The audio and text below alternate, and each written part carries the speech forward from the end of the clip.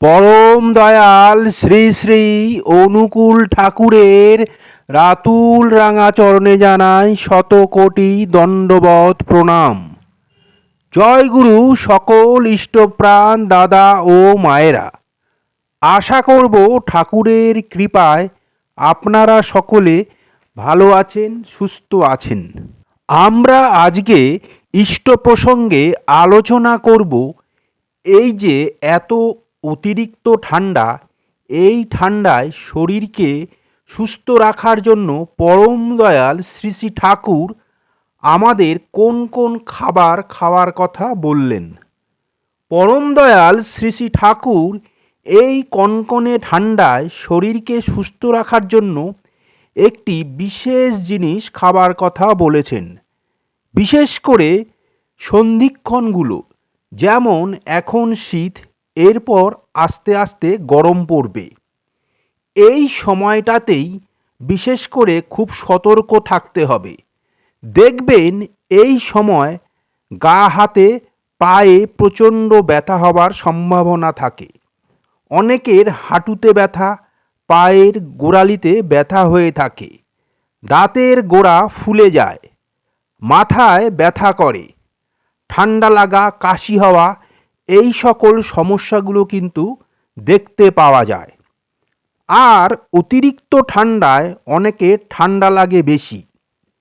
শীতকালীন যে সমস্ত অ্যালার্জি সেগুলো বেশি হয়।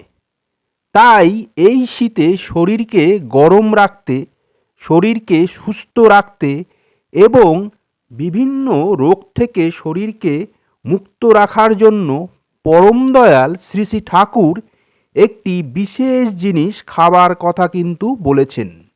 সেই বিষয় তো জানবই, তাছাড়া শাস্ত্র মেনে কোন বিশেষ নিয়মগুলো প্রত্যেকের পালন করতে হবে সেটা আমরা অতি অবশ্যই জেনে নেব। ঠাকুর সবার প্রথম যে কর্মটা আমাদের করতে বলেছেন সেটা হলো নাম জপ।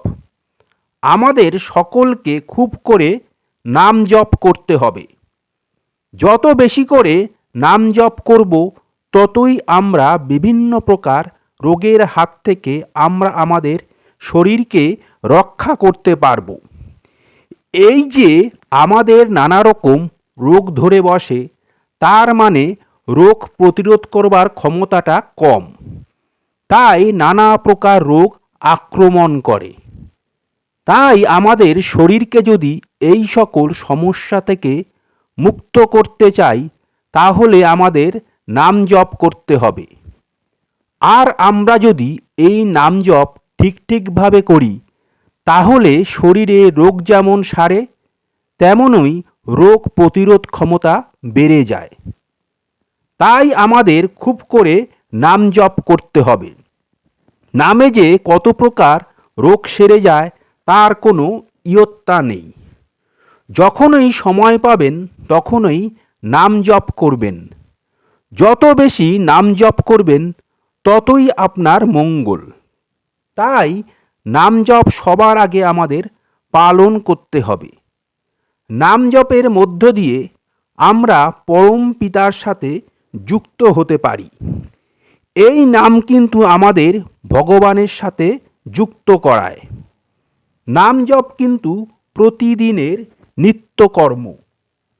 সকালবেলায় ঘুম থেকে উঠেই নাম জপ করবেন।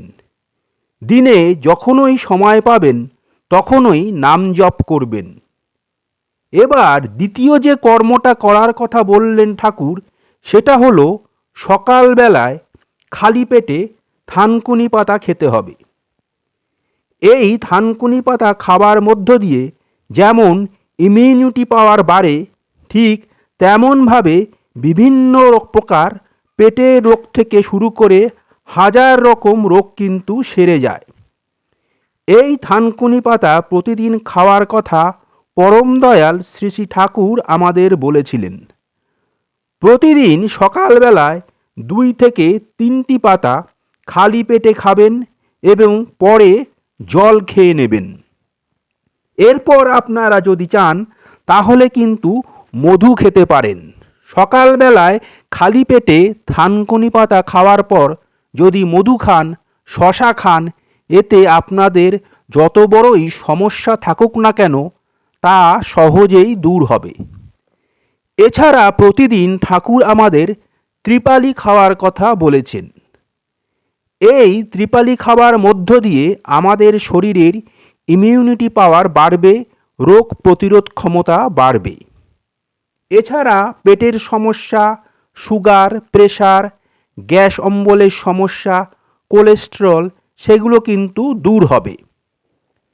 এই ত্রিপালি যদি প্রতিদিন আপনারা না খেতে পারেন তাহলে সপ্তাহে 3 দিন গ্রহণ করবেন। আরেকটি বিশেষ জিনিস ঠাকুর খাওয়ার কথা বললেন, সেটা হলো অঙ্কুরিত ছোলা। 1 মুঠো ছোলা, 4 থেকে 5টা বাদাম আর আখের গুড় শরীর বুঝে খাবেন। আর একটি বিশেষ খাওয়ার কথা পরম দয়াল আমাদের বললেন, সেটা অবশ্যই ভাত পাতে খাবেন। সেটা হলো তিল বাটা। তিল খুবই উপকারী জিনিস।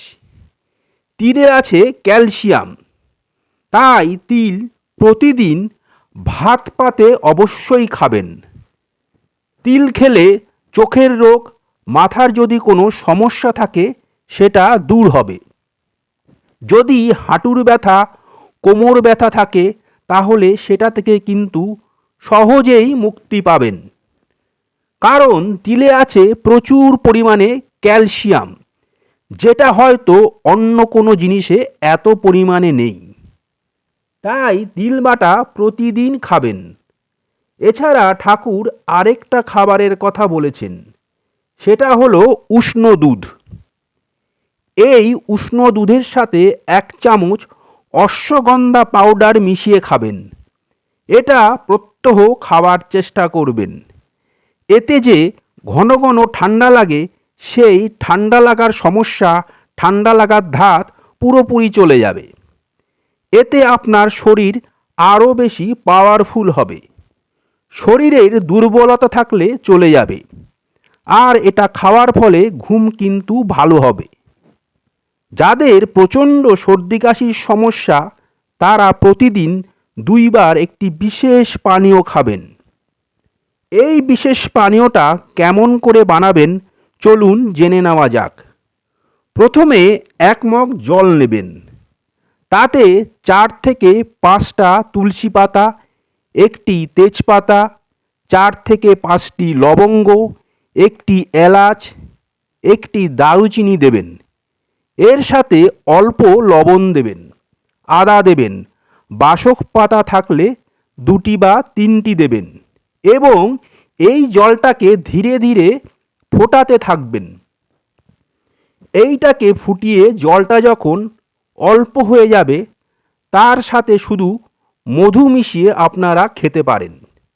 এতে ঠান্ডা লাগার সমস্যা দূর হবে। তাহলে পরম দয়াল শ্রী শ্রী ঠাকুর আমাদের যেগুলো খাবার বিধান দিয়েছেন সেগুলো অতি অবশ্য প্রত্যেকে খাবার চেষ্টা করবেন। নিজেদের শরীরকে সুস্থ রাখার চেষ্টা করবেন। আমরা প্রত্যেকে যদি এগুলো মেনে চলতে পারি তাহলে কিন্তু আমাদেরই মঙ্গল, আমাদেরই শরীর ঠিক থাকবে। ঠাকুরকে নিয়ে চলুন সবসময়, সময়ে নাম জপ করুন, এতে শরীর ভালো থাকবে, মন ভালো থাকবে। আর যদি শরীর ও মন ভালো থাকে দেখবেন সব ভালো হবে, সুন্দর হবে। তাই যত বেশি করে আমরা নাম জপ করব ততই আমরা বিভিন্ন প্রকার রোগের হাত থেকে নিজেদের শরীরকে রক্ষা করতে পারব। আজকের ইষ্ট প্রসঙ্গ এখানেই শেষ করলাম। আশা করব আজকের আলোচনা আপনাদের ভালো লাগবে। আলোচনাটা ভালো লাগলে লাইক করবেন, বেশি বেশি করে শেয়ার করবেন যাতে আরও অনেকে উপকৃত হন। আমার চ্যানেলটা সাবস্ক্রাইব করবেন এবং আমার পাশে থাকবেন। এরকম আরও অনেক অজানা ঠাকুরের তথ্য নিয়ে যাতে হাজির হতে পারি। সবাই ভালো থাকবেন, সুস্থ থাকবেন, আনন্দে থাকবেন, খুশিতে থাকবেন। ঠাকুরের কাছে সদা সর্বদাই এই প্রার্থনা করি। ঠাকুর সর্বদাই আপনাদের যেন ভালো রাখে। কালকে আবার অন্য ঠাকুরের তথ্য নিয়ে হাজির হব। জয় গুরু, বন্দে পুরুষোত্তমম।